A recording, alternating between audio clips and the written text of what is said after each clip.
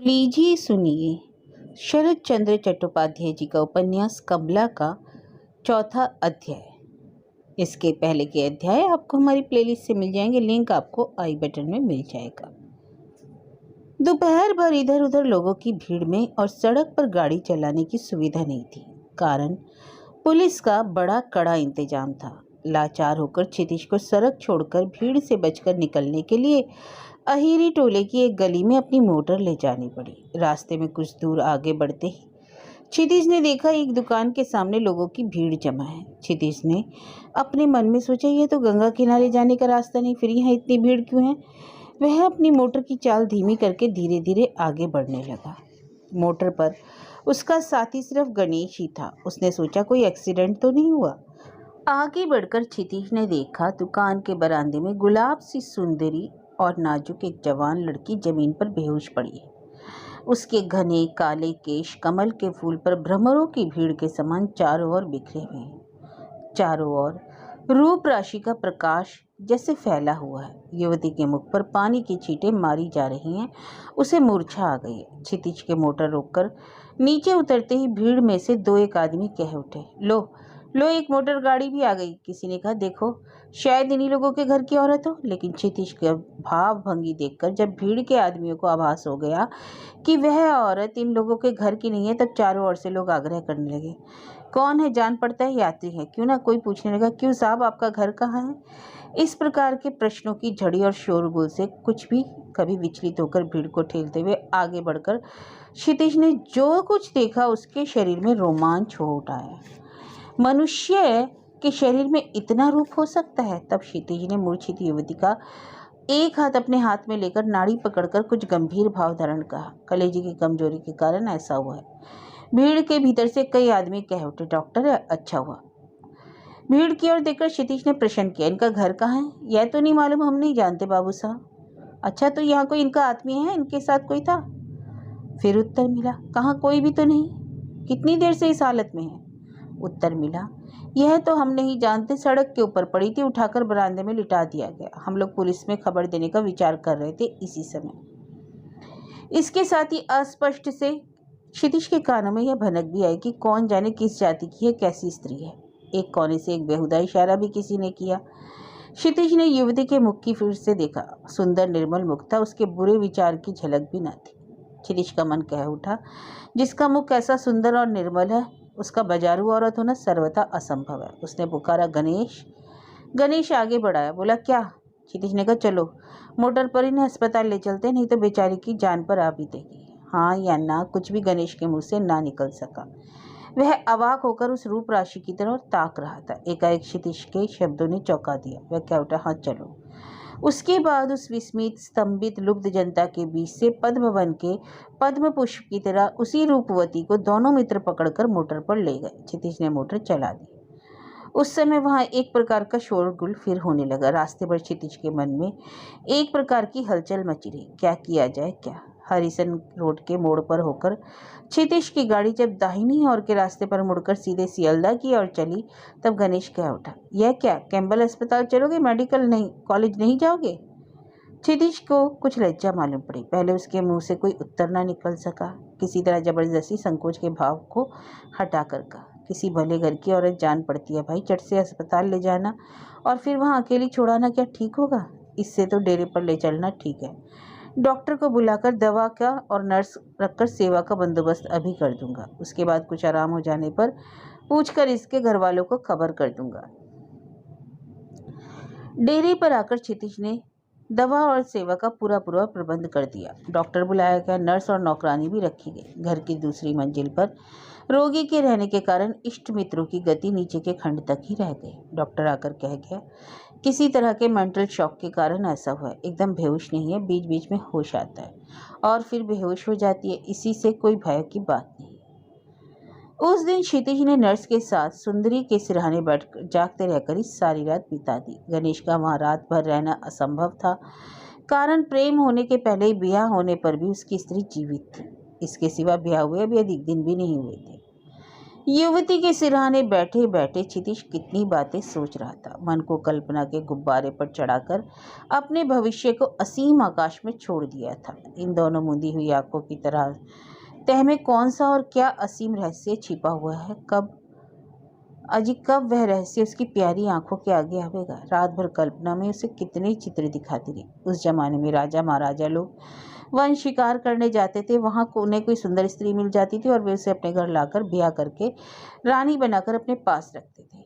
यह भी जैसा वैसा ही मामला है। क्षितिज बार बार पलंग पर बेहोश पड़ी युवती की ओर व्याकुल दृष्टि से ताकने लगता। उस समय 10 बजे होंगे। औरत ने आंखें खोलकर देखा।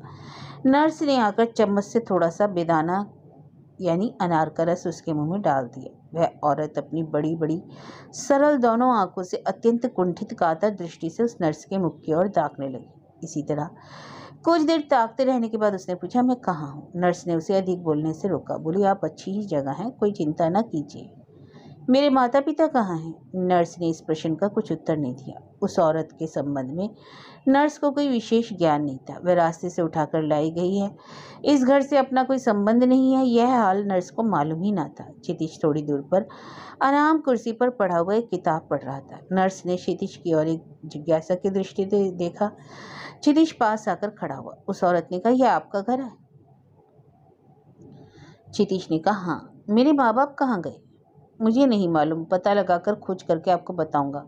आप कुछ चिंता ना करें, घबराएं नहीं, यहाँ आपको कुछ डर नहीं। वह स्त्री चुपचाप पड़ी रही। सामने के द्वार की खिड़की खुली थी। उसके भीतर से उसने अपनी आलस्य भरी दृष्टि को बाहर दूर तक पहुंचा दिया। असीम आकाश में छाई धूप मकानों पर पड़ रही थी। उसी धूप की सुनहली आभा में चमक रही दो एक चिड़ियां इधर उधर उड़ रही थी। शायद अपनी स्थिति पर वह विचार करने लगी। जिस दिन वह माँ बाप के साथ से छूटी थी उस दिन की बात सोचने लगी, पर कुछ अच्छी तरह से याद नहीं आ रहा था। जो कुछ याद पड़ता था अब वह अस्पष्ट और धुंधला था। एक भारी भीड़ की लहर की तरह उसके ऊपर पड़ी। उसी धक्के से छिटक कर वह साथियों से दूर चली गई। माँ बाप का साथ छूट गया। भीड़ हट जाने पर उसने आंख उठाकर देखा। पहचाना हुआ मुख एक भी ना दिखाई पड़ा। वैसे ही भय के मारे शरीर कांप उठा। सिर में जैसे चक्कर आ गए। संभलने के पहले ही आंखों के आगे अंधकार छा गया। उसका मन चिंता के अपार सागर का किनारा न पाकर इधर उधर दूर चक्कर लगाकर एकदम थक गया। थकी हुई आंखें आप ही आप बंद हो गई। 7-8 दिन बाद उस औरत का शरीर स्वस्थ हो गया। मन की अवस्था भी सहज हो आई। वह उठकर दुमंजिले पर ही इधर उधर थोड़ा टहलने लगी। क्षितिज ने कई दिन से यार दोस्तों की सोहबत एक तरह से बिल्कुल छोड़ ही दी थी। दिन रात दुमंजिले की ही दूसरे कमरे में, जो उस औरत के रहने के कमरे के पास था, पड़ा रहता था। कभी कभी रोगिणी अतिथि के कमरे में भी जाकर बैठा करता था। फूल को गंध से लुभाया हुआ भौरा जिस प्रकार पेड़ के आसपास ही गुंजन करता हुआ चक्कर काटा करता है, वैसे ही उसका रूप लुब्ध मन भी उसी कमरे के चारों ओर मंडराता। घड़ी भर के लिए भी वह उस दुमंजिले की छत को छोड़कर कहीं और जाना न चाहता। दोपहर के वक्त वह स्त्री बिछौने पर लेटी थी। इसी समय क्षितिज ने आकर पूछा, आपकी तबीयत अच्छी है ना? वह औरत एकदम हड़बड़ा कर उठ बैठी। बोली, जी हाँ, अब तो अच्छी है। शरीर में कुछ ताकत आई जान पड़ती है। हाँ, मालूम तो पड़ता है। अच्छा, आपका घर कहाँ है? आत्मीय स्वजन कौन कौन घर में है? इसके सिवा रास्ते में उस दिन वह स्त्री यह प्रसंग छिड़ती फूट फूट कर रोने लगी। चारों ओर दुर्लभ दीवार खड़ी है। रास्ता कहाँ है? उसके घर के जाने की राह कहाँ है? इस अज्ञात अपरिचित स्थान में आठों पहर कैदी की तरह रहते रहते उसका मन जैसे ऊब उठा। उसके सिवा उसके भविष्य का कुछ निश्चय नहीं। उसकी आंखों से आंसू बह चले। क्षितिज ने कहा, आप रोइए नहीं, अपना संपूर्ण परिचय खुलासा करके बताइए तो मैं अभी वहां खबर भेजने का प्रबंध कर दूंगा। जरूरत होगा तो मैं खुद आपको आपके घर पहुंचाऊंगा। उस औरत ने सब हाल कह सुनाया। कलकत्ते से थोड़ी दूर देहात में उसका घर है। चिंतामणि योग के दिन गंगा स्नान करने के लिए माँ बाप के साथ कलकत्ते आई थी। एक चौराहे पर भारी भीड़ थी। वहीं पर धक्के खाकर आदमियों के रेले से साथ छूट गया। पहले उससे साथ छूटने की खबर नहीं, बहुत दूर पहुंचने पर भीड़ छूट जाने पर उसने देखा कि ना उसके माँ बाप का कुछ पता है और न साथ की औरतें ही हैं। भीड़ के धक्के में पड़कर वह बहुत दूर चली गई है। आसपास आगे पीछे सब अपरिचित ही मुख दिखाई पड़ते। कोई कुछ कहता था, कोई कुछ। बुरे इशारे भी हो रहे थे। भय के मारे उसका कलेजा कांप उठा। शायद और सब साथी पीछे रह गए। इसी रास्ते से होकर अभी आते होंगे, सोचकर माँ बाप या साथियों के मिलने की आशा में वह एक बरामदे के भीतर बैठ गई। आंखों के आगे घोर अंधकार छा गया, सारी पृथ्वी जैसे घूमने लगी। उसके बाद जब उसे होश आया, उसने आंखें खोली तो अपने को इस घर में पाया। उसे नहीं मालूम वह कहाँ से या कैसे आई। आपके पिता का नाम क्या है? क्षितिज ने पूछा। स्त्री ने कहा, श्रीयुत हरनाथ मैत्र। घर कहाँ है? उसने अपने गांव का नाम बताया। क्षितिज अच्छा कहकर वहां से उठकर अपने कमरे में गया। टेबल के ऊपर चिट्ठी लिखने के कागज का पैड रखा था, उससे खींचकर वह चिट्ठी लिखने लगा। लिखा मान्यवर, फिर काटकर लिखा महाशय। किंतु इतना ही लिखकर वह रुक गया। चुप होकर वह सोचने लगा कि मैं क्या कर रहा हूँ, इस चिट्ठी के लिखने के माने क्या है। मैं अपने हाथों से अपने को दुखी करना, अपनी आंखों के सामने से विश्व के सारे रूप रस गंध स्पर्श की समग्र अनुभूति को दोनों हाथों से क्या वह हटा देना चाहता है।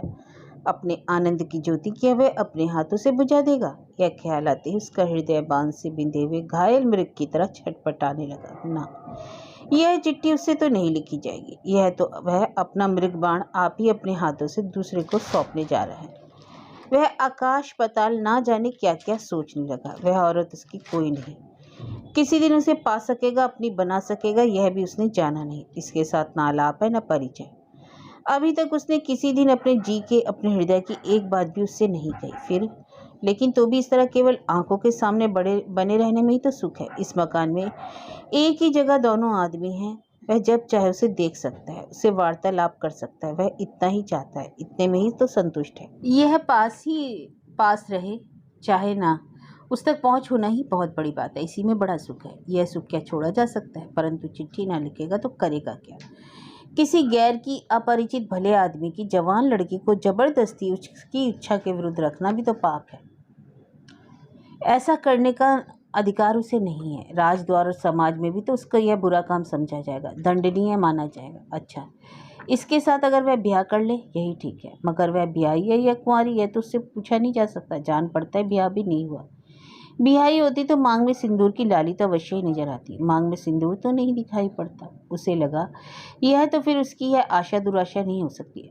ऐसा क्या होगा, क्यों ना होगा, शायद भगवान को यह मंजूर हो। नहीं तो कहाँ वह अपने घर में बैठा था और कहाँ ठीक उस समय उतनी दूर अहिरे टोले के कोने पर उस अज्ञात गली के भीतर पहुंच गया। इस गली को तो वह जानता भी नहीं। उसका नसीब उस दिन वहां उसे अचानक ले गया। आशा की उमंग में मतवाला होकर क्षितिज फिर उस औरत के पास पहुंचा। बोला, देखिए, एक बात मैं सोच रहा था, आपके अब ब्याह हो गया है या ना? अगर हो चुका है जैसा कि मेरा अनुमान है तो आपकी ससुराल भी कहीं पास ही होगी।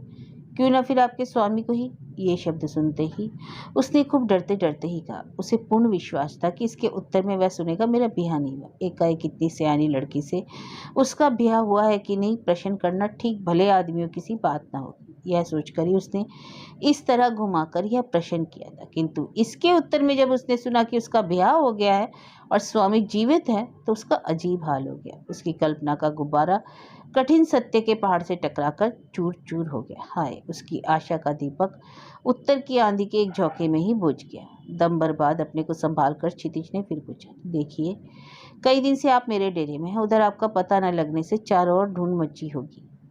यह खबर सब लोगों के कानों तक पहुंच गई होगी। छोटे से गांव में तो ढिंडोरा ही जैसे पिट गया होगा। ऐसी दशा में आपके पिता को चिट्ठी लिखने से समाज में क्या झगड़ा न उठ खड़ा होगा? इससे तो मेरी समझ में यही अच्छा होगा कि खुद जाकर सब हाल धीरे से समझाकर वहां कहा जाए। नहीं तो तरह तरह की अफवाहें फैल जाएंगी, एक आंदोलन उठ खड़ा होगा। इतना ही कहकर वह चुप हो गया। उसके बाद 2 बार खांसकर गला साफ करके क्षितिज ने फिर कहना शुरू किया, अर्थात समझी कि नहीं, इससे मेरी भी कुछ जिम्मेदारी है कि नहीं? इतने दिन हो गए कोई खबर नहीं दी, सहसा आज। अच्छा, कलकत्ते में क्या कोई आपका ऐसा आत्मीय स्वजन नहीं है? स्त्री सोचने लगी। बहुत देर तक सोचती रही और क्षितिज अतृप्त दृष्टि से उसकी ओर ताकता रहा। यह देखना कितनी देर के लिए। वह रूप राशि उसके जीवन की रहस्य भी शीघ्र सदा के लिए अंतर्धान हो जाएगी। उसके साथ फिर कभी भेंट होने की, उसे देख पाने की संभावना भी नहीं रह जाएगी। एकाएक उस स्त्री ने कहा, देखिए, यहाँ कलकत्ते में मेरे एक दादा रहते हैं, कॉलेज में पढ़ते हैं। पता लगाकर उन्हें अगर ला सके तो जान पड़ता है। धड़कते हुए कलेजे से क्षितिज ने कहा, उसका नाम क्या है? श्री हरेंद्र नाथ मित्र। क्षितिज, मित्र आपके दादा? वह तो कायस्थ और आप ब्राह्मण। स्त्री, वह गांव के नाते मेरे भाई लगते हैं। उनके बाप गांव के जमींदार हैं। हमारे घर के पास ही उनका घर है। कायस्थ होने पर भी सगे भाई के समान है। अच्छा, किस कॉलेज में पढ़ते हैं, कहाँ रहते हैं, यह तो मैं नहीं जानती। क्षितिज ने कहा, अच्छी बात है, मैं अभी उनकी खोज में जाता हूँ। जमींदार का लड़का बतलाया, कॉलेज में पढ़ते हैं, कॉलेज में ही उनका पता लगेगा। देखो, अच्छी बात है कि वह मिल जाए तो क्या कहूँगा। हरनाथ बाबू की लड़की। अच्छा, आपका नाम क्या है। स्त्री। मेरा नाम कमला देवी है। क्षितिज उसी समय घर से चल दिया। कमला खिड़की पर खड़ी होकर उदास शून्य दृष्टि से बाहर ताकती हुई क्षितिज के बारे में सोचने लगी। घर में कोई भी स्त्री नहीं है, लेकिन सभी काम कैसी श्रृंखला के साथ सुख से संपन्न हो रहे हैं। क्षितिज उसे एक दुर्गय सा ही प्रतीत होने लगा।